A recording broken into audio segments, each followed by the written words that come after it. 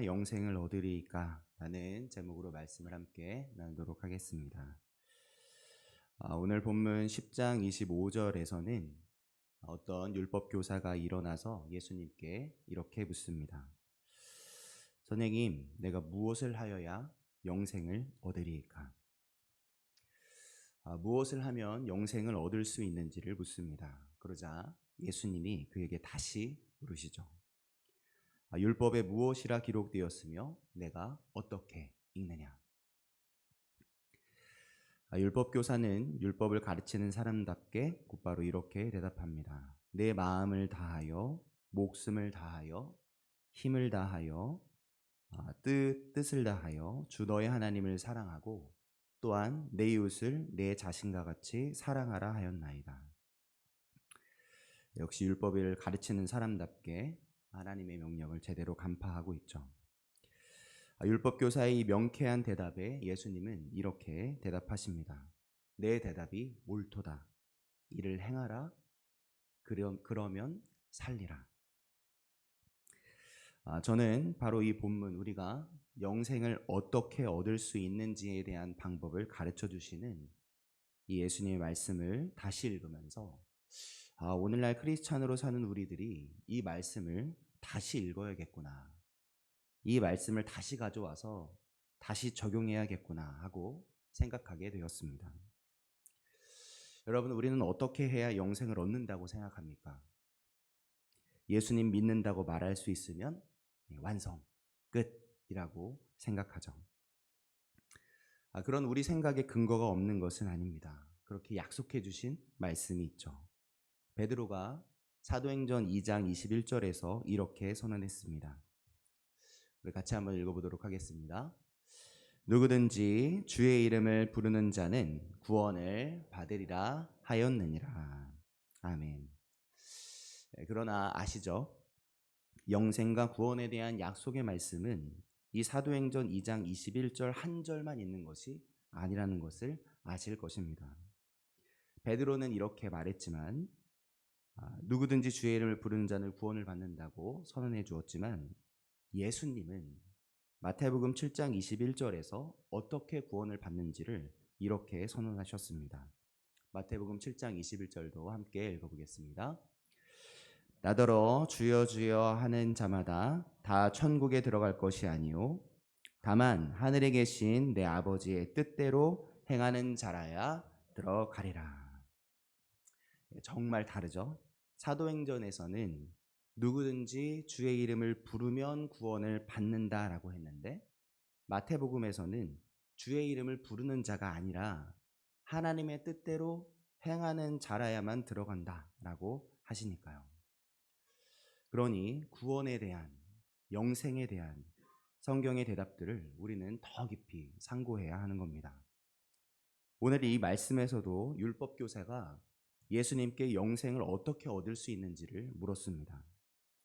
예수님이 율법에 뭐라고 써 있느냐고 다시 물으셨고 그가 한 대답에 대해 예수님이 이렇게 대답해 주셨죠.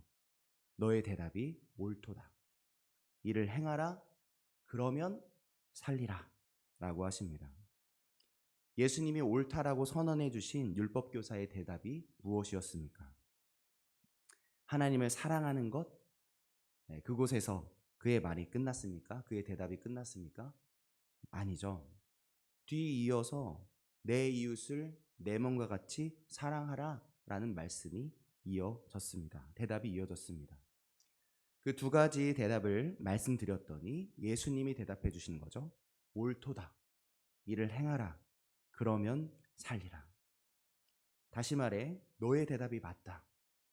하나님 사랑과 이웃 사랑, 이 두 계명을 지키며 행하는 자가 생명을, 영생을 얻는다라고 가르쳐주고 계시는 것이죠.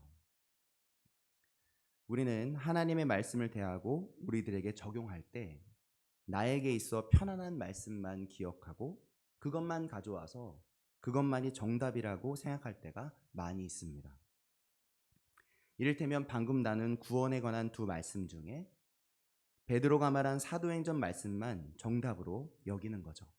나 예수님 사랑하지? 그래서 난 주님의 이름을 부를 수 있지? 그러면 나는 천국에 갈 거야. 난 영생 얻은 사람이야. 라고 생각합니다. 그러나 오늘 율법교사에게 예수님이 대답해 주신 말씀에 그렇게 생각하는 우리의 생각을 한번 대입해 본다면 그런 우리의 정답에는 중요한 명령 한 가지가 빠져 있는 상황인 거죠. 무엇이 빠져 있습니까? 바로 이웃 사랑이죠. 하나님을 사랑하면 예수님의 이름을 부르면 영생한다. 오늘 말씀을 통해 보자면 반쪽짜리 완성입니다. 그러면 나머지 반쪽도 완성하자면 어떻게 해야 되는 거죠? 하나님을 사랑하고 그리고요 내 이웃을 사랑해야 영생한다라고 읽어야 하죠. 그러니 오늘 우리는 이 본문을 다시 제대로 보고 다시 제대로 적용해야 합니다. 많은 크리스찬들은 이 영생의 말씀을 그냥 지나쳐 버리죠. 나한테 좋은 내용만 기억하고 나한테 부담되는 말씀을 잊고 사는 겁니다. 오늘날 우리들의 삶의 모습을 한번 같이 들여다봤으면 좋겠습니다. 분명 이 새벽에도 하나님을 기억하며 높이는 예배에 빠지지 않은 것을 보면 우리는 하나님을 사랑하는 사람이 맞는 것 같죠. 그런데 교회를 벗어나 우리들의 일상을 들여다보면 어떻습니까? 혹시 우리는 우리의 이웃을 절대로 사랑하지 않으려는 사람 같지는 않으시나요? 나 같은 죄인 살리신 주님의 고맙다고 눈물을 흘리며 찬양하는데 나한테 피해를 준 저 사람은 저주를 받아 마땅한 것처럼 뒤에서 욕을 하고 있는 건 아닌가요? 새벽마다 예배마다 하나님 앞에 나와서 하나님을 예배하는 것으로 하나님을 사랑함이 분명히 증거가 되고 있는데 거기에 더해져야 할 이웃 사랑의 흔적은 우리 인생 속에서 눈을 쉬고 찾아봐도 찾을 수 없지는 않으십니까? 예배 때 그렇게 열심히 찬양하고 열심히 기도하고는 예배 끝난 후 모임에서는 이웃 비판, 이웃 험담으로 채우고 있지는 않으십니까? 그렇다면 오늘 영생을 어떻게 얻을 수 있는지를 가르쳐 주신 이 예수님의 말씀을 오늘 우리들의 삶으로 가져와 적용해 본다면 지금 우리에게 영생이 있는 것입니까? 없는 것입니까? 요한일서 4장 20절에서는 이런 우리들의 양면적인 모습, 하나님을 사랑한다고 하면서 이웃을 사랑하지 않은 모습에 머물러서는 절대 안 된다는 것을, 어서 속히 돌이켜야 한다는 것을 이렇게 분명하게 선언해 주십니다. 요한일서 4장 20절을 같이 한번 읽어보겠습니다. 누구든지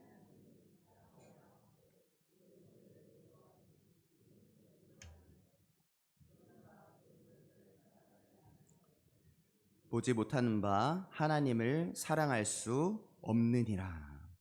여러분 다시 한번 읽어보시기 바랍니다. 한 번 더 읽겠습니다. 누구든지 하나님을 사랑하노라 하고 그 형제를 미워하면 이는 거짓말하는 자니 보는 바 그 형제를 사랑하지 아니하는 자는 보지 못하는 바 하나님을 사랑할 수 없느니라. 여러분 정말 명확하고 정말 무서운 말씀이죠. 여러분 이 말씀은 오늘 우리를 어떻게 조명하고 있습니까? 하나님을 사랑하는 모습이 있으나 이웃을 사랑하지 않는 우리가 진정 하나님을 사랑하고 있다고 합니까? 사랑하지 못하고 있다고 합니까? 우리가 교회에 다녀서 오래 다녀서 남들보다 더 많이 훈련도 받고 성경도 많이 읽고 예배도 많이 드려서 직분도 받아서 목사여서 우리가 하나님을 사랑하는 자로 인정받는다고 말씀하십니까? 아니죠. 지금 이웃을 사랑하고 있는 자, 형제를 사랑하는 자가 바로 그가 보이지 않는 하나님을 사랑하고 있는 사람이요, 하나님을 사랑할 수 있는 유일한 사람이라고 인정하신다는 것이죠. 이어지는 본문에서 하나님을 섬기는 삶을 인생을 살았던 제사장도, 하나님의 선택을 받은 백성인 레위인도 누가 봐도 하나님을 사랑하는 모습을 하고 살았지만 하나님을 사랑한다던 그들은 쓰러진 이웃을 그냥 지나쳐 버리죠. 그렇다면 그들은 진정 보이지 않는 하나님을 사랑하며 사는 사람이었습니까? 아니면 하나님을 사랑하며 사는 줄 알고 살았으나 전혀 눈에 보이지 않는 하나님을 사랑하지 못하고 있는 사람이었습니까?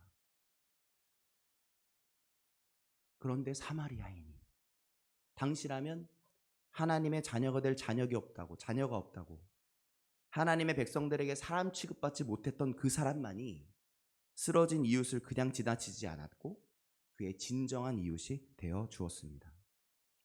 자격 없다고 내쳐졌던 그가 내 이웃을 내 몸과 같이 사랑한 유일한 사람이었던 것이죠. 이 말씀을 하시고 사마리아인의 모습으로 진짜 사랑이 무엇인지 드러낸 예수님은 다시 율법교사에게 이렇게 선언하셨죠. 가서 너도 이와 같이 하라. 가서 너도 이와 같이 하라. 뭐라고 선언하신 겁니까? 이렇게 선언하신 것이 아니겠습니까? 영생을 구하고 있는 너요. 가서 이와 같이 하라. 하나님을 사랑한다는 말 뒤에 숨어 속이지 말아라. 내게 허락된 내 이웃을 내 몸과 같이 사랑하라. 그러면 살리라. 영생이 바로 그에게 있느니라.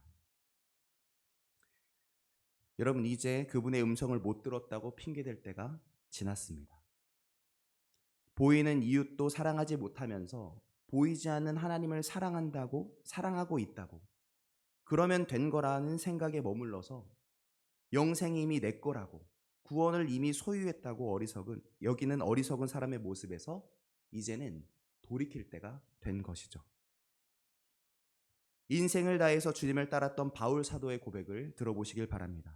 빌립보서 3장 11절부터 14절에서 바울 사도가 자신의 구원을 이루기 위해서 어떤 태도로 살고 있었는지를 확인해 보시길 바랍니다. 우리 함께 읽어보겠습니다. 어떻게 해서든지 죽은 자 가운데서 부활에 이르려 하노니 내가 이미 얻었다 함도 아니요 온전히 이루었다 함도 아니라 오직 내가 그리스도 예수께 잡힌 바 된 그것을 잡으려고 달려가노라.